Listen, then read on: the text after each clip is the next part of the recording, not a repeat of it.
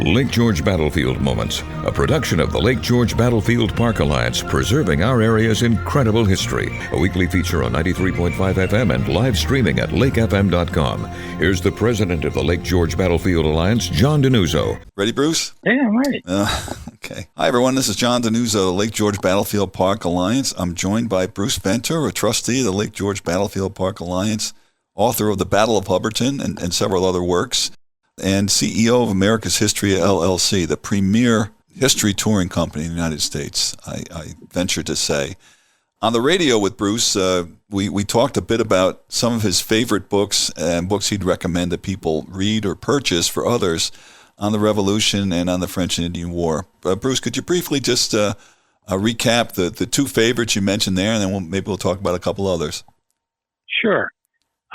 Well, my favorite book, which will cover not only the French and Indian War, but the American Revolution in the area of Lake George and Lake Champlain, actually, is Russ Bellico's Empires in the Mountains.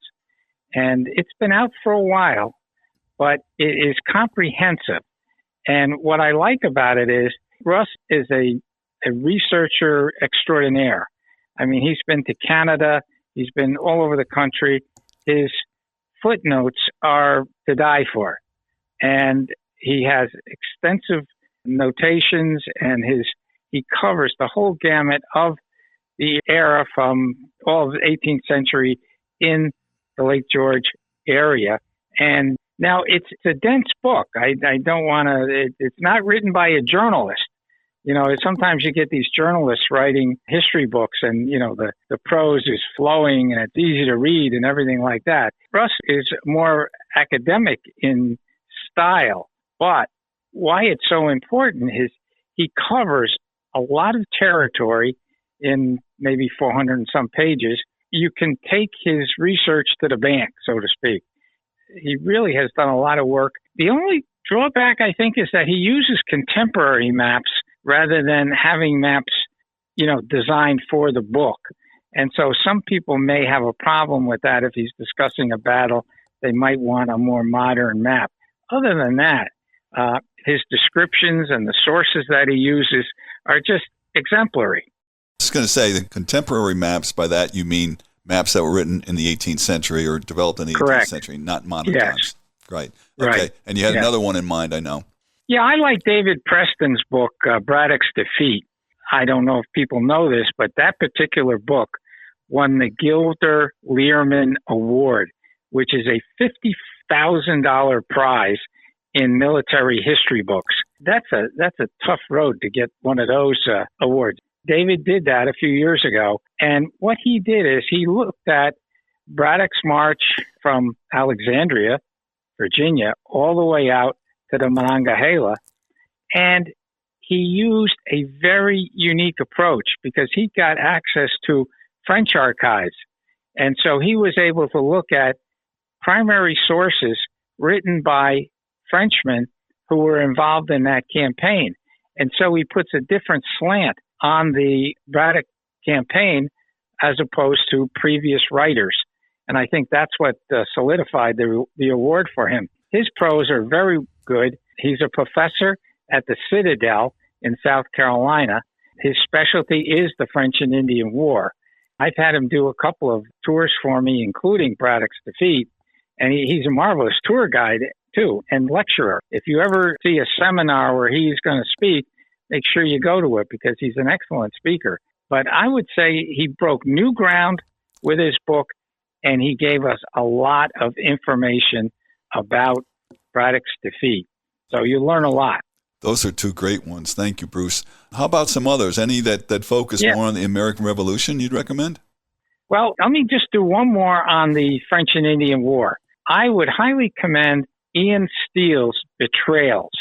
Now, Ian was a professor up in Canada, and he took it upon himself to look at the massacre at Fort William Henry, that whole campaign, actually. And his book's been out, I think, over 20 years, and it still stands the test of time. The book starts with 1755, so he gets into William Johnson and the Battle of Lake George, and then he progresses to the siege of Fort William Henry and then the resulting massacre. And his original research was in the fact that the casualties were probably not as great. The deaths were probably not as great as previous historians had led us to believe. And he did a lot of work in archives up in Canada there in terms of prisoners of war who were ransomed by the French government. In other words, when the fort fell, we all know that Montcalm's Indian allies ran into the fort, ran into the encampment, and started massacring people and the sick and the wounded. But they also carried away a lot of people.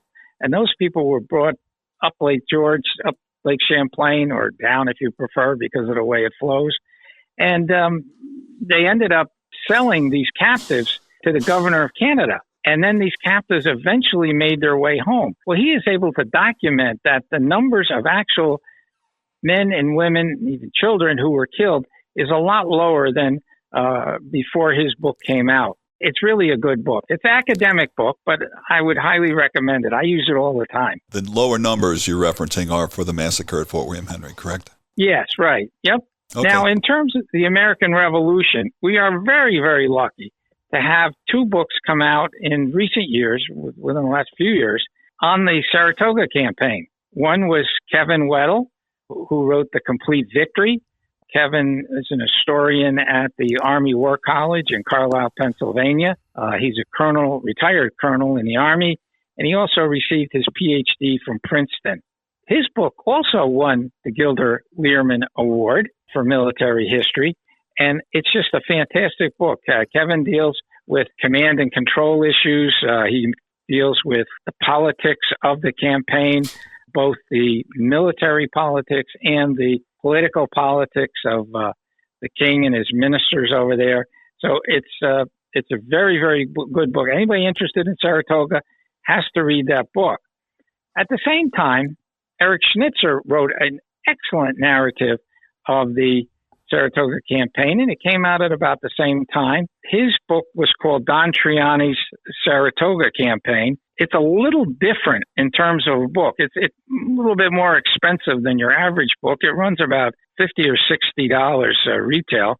It includes many, many prints from Don Triani's painting. Don Triani is probably the premier military artist currently alive today. And he used to do a lot in the Civil War. Now he's doing American Revolution and some French and Indian War too. But Don has put his paintings into the book. It's sort of like an oversized book. But Eric's narrative is just fantastic. Eric has studied the Saratoga campaign for over 20 years. I mean, that has been the focus of his life and his career. He's a park ranger at Saratoga. And I don't think there's any question that he can't answer on the Battle of Saratoga. And for this narrative that he wrote, Eric did not use any secondary sources. If he did, maybe one. I think he told me he used one secondary source. Everything else is primary source, either manuscript letters and diaries or printed first-person accounts and things like that. So he really gives you exactly what happened. And Eric's a very good writer, and I would highly commend both of these books to your Christmas list if you want to know more about the American Revolution in our area, because, it covers Burgoyne coming from Canada all the way down to Saratoga and all the actions in between. And if you read both of those books, you'll get a real good understanding of Saratoga. Heretofore, Richard Ketchum's Saratoga book was the one to go to, and that was probably written in the 1990s, and that's the only real good book that was out there for many, many years. But now we have these two good books, Schnitzer's and Weddell's. I think people would benefit from giving them to their friends who like history. That's great, Bruce. Thank you. And I'll help the folks who are listening with some spelling. Kevin Weddell, Complete Victory. His name is spelled Weddle. Eric Schnitzer, Schnitzer. And then on the French and Indian War, you mentioned Ian Steele. That's IAN. Steele is Steele. And the name of that book is Betrayals. As we said earlier, Russell Bellico, Bellico, on Empires in the Mountains. That's great, Bruce. Thank you very much. You've made a lot of people's Christmases a lot better with your recommendations.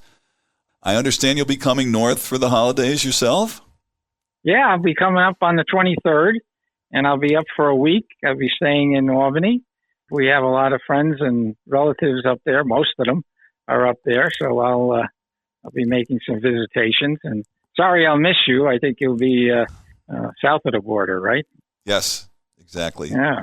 Okay. I consider Virginia the border, you see. Yeah, well, the border is changing.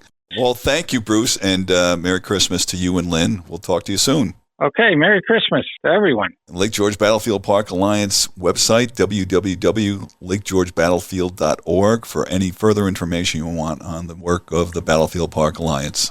Lake George Battlefield Moments, a production of the Lake George Battlefield Park Alliance, preserving our area's incredible history. For more on this topic, check out the Lake George Battlefield Alliance podcast, a weekly feature on Lake FM 93.5 FM and live streaming at lakefm.com. For more information, go to lakegeorgebattlefield.org and tune in every Saturday morning for Lake George Battlefield Moments.